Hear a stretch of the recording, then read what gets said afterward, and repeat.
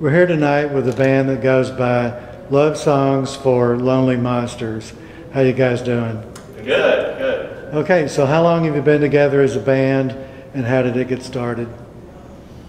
Well, we've been together, about a year and a half, almost 2 years now, as a group. It started as a project by Nick Parks, who unfortunately can't be with us tonight. But Nick has known Justin for the better part of 2 decades. I met Nick about 2 years ago, and through a mutual friend, and we started talking about music, and before we knew it, we spent 2 hours talking about punk rock and just awesomeness. And I mentioned that I played the bass during that conversation. He said he was putting together a project, and called me about 2 weeks later, asked me if I wanted to come down to his rehearsal spot and play around with him a little bit, and it turned out well. We soon added Brian on drums, played a few shows, and decided that we needed a little something to put us over the top, and came Amy Badger, who's our singer, and we've been together and played shows ever since. Okay, great. So how does your songwriting process work? I mean, does everybody pitch in on that, or do you have one primary person, or what? I think we're going to be trying that soon, where we do some group jamming. We haven't done a lot of that yet, but actually one of the songs we play right now started off that way, actually, with a weird sort of indie jam type thing going on, and then I wrote a song out of it. So usually one person will bring an idea to the group, and we go from there.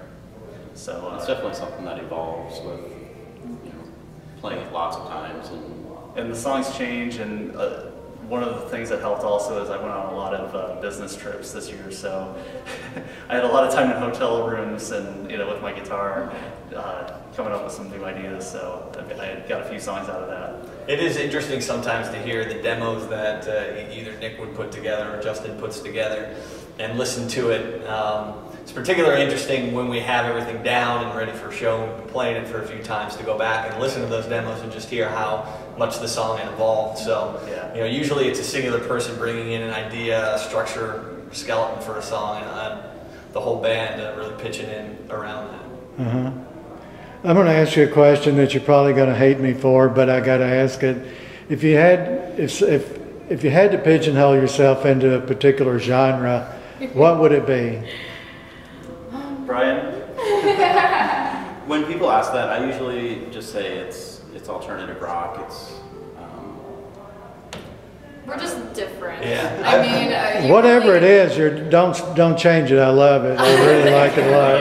Yeah. What I had told people the first time I started playing some of the music, because some of it is awkward time signatures and some real pivoty changes. So it's kind of like prog punk, kind of like Fugazi meets Rush is the way I kind of look at it. But we definitely don't pigeonhole ourselves in any kind of genre, which I know you just kind of gave a cliche question and I just gave a cliche answer. But. Okay. And also the more our songs evolve, the more I think we're evolving as a band, and I don't really think that any of our songs, I think that none of our songs sound the same, and so to, even just to take our whole collection and try to put it into a genre, it's really difficult because of that. Yeah. Unfortunately, my website developer thought they knew better than me, and they made it so that all the bands are categorized by genre. And so I got together with a friend, and we took they had about 20 genres, and we combined them and deleted a bunch and got it down to like stuff like Americana / folk, rock, pop, and something else. And so I got to figure out where to put you, that's all. I saw that you had an other category. I think we fit quite well in other. So if there's another category. Well, that's why we've got other. If we can't pigeonhole you, we'll just put you in other. Okay. The two songs that our viewers will have just seen on the videos, Pink Tarantula and Altar Boy. You want to talk a little bit about those? Take Pink Tarantula first. What's the meaning in that song? As far as lyrically, I don't really know. I read a lot of literature, and that usually is what inspires my lyrics, and so there are definitely some references there. As far as the entire meaning of it, I mean, it's definitely a love song in some way. It's just, but I think it's really, I think usually my lyrics are very up to interpretation. I don't think there's really a solid answer.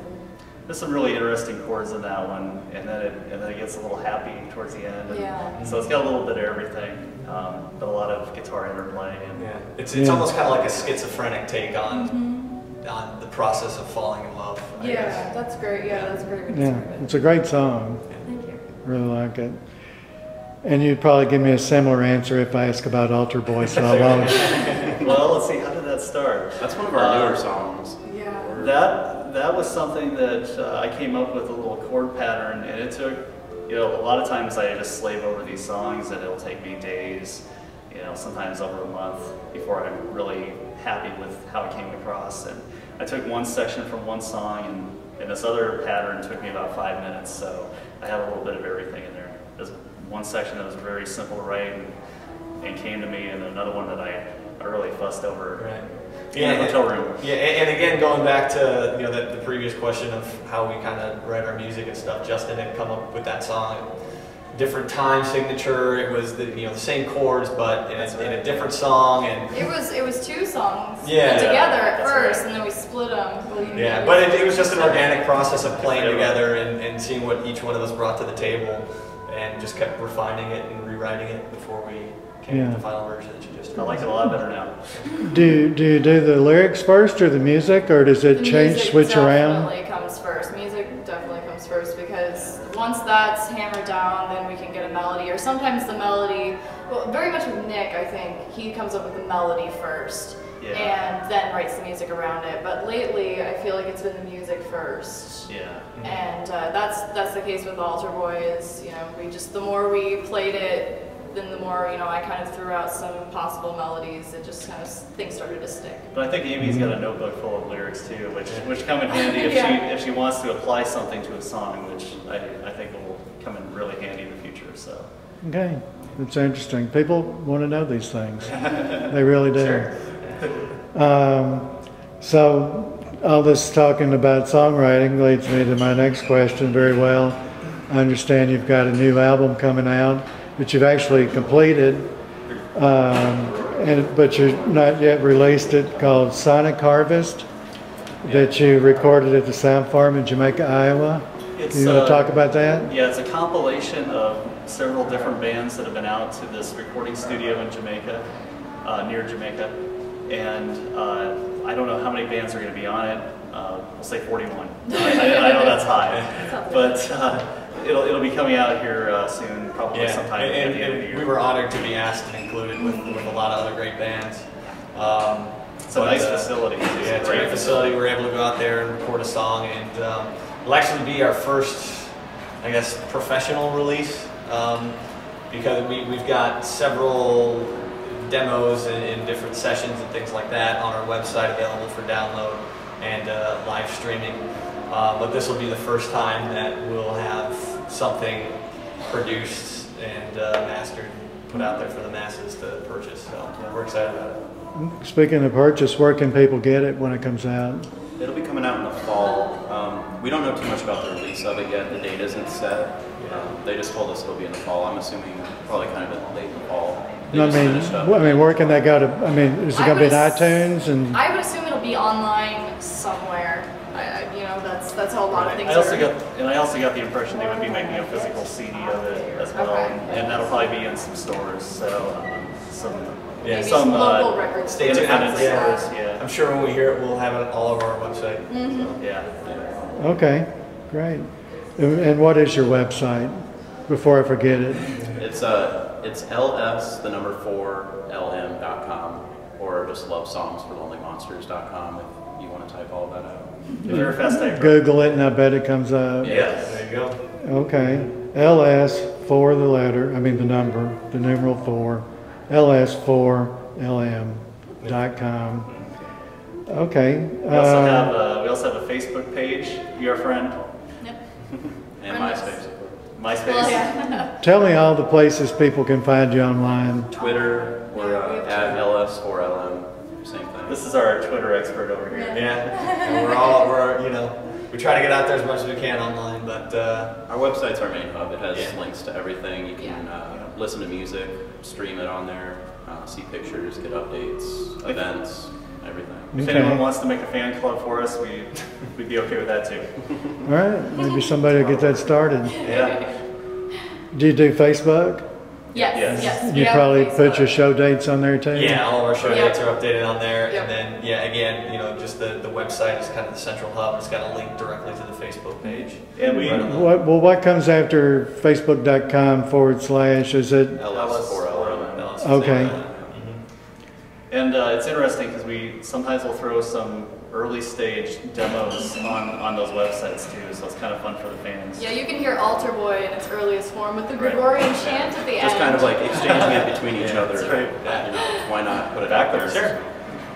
Yeah. It's just what we're working on at that time. Okay. So you were telling me earlier that you're doing something called a cassette split.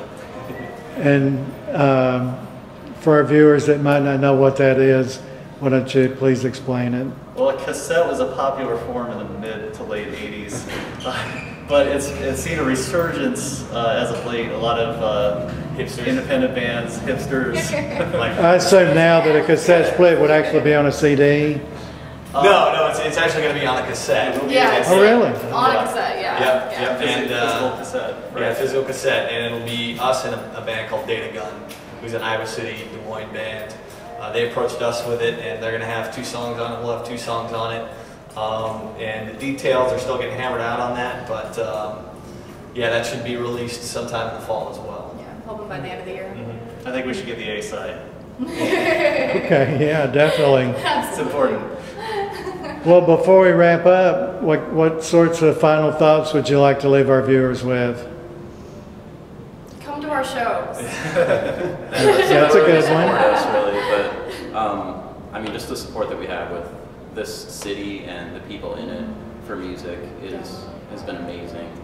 I think from what I've heard, I've only lived here for 2 years, but just being in a band that's come up in this city, it's a good fertile ground for it. Yeah, I've grown up here and I've never seen it like this before. I mean, local music is blowing up in Des Moines right now, and it's such a great place to be a local musician, to see some great local music. I mean, it's just really become a Midwestern hub, and I and think we're really up and coming.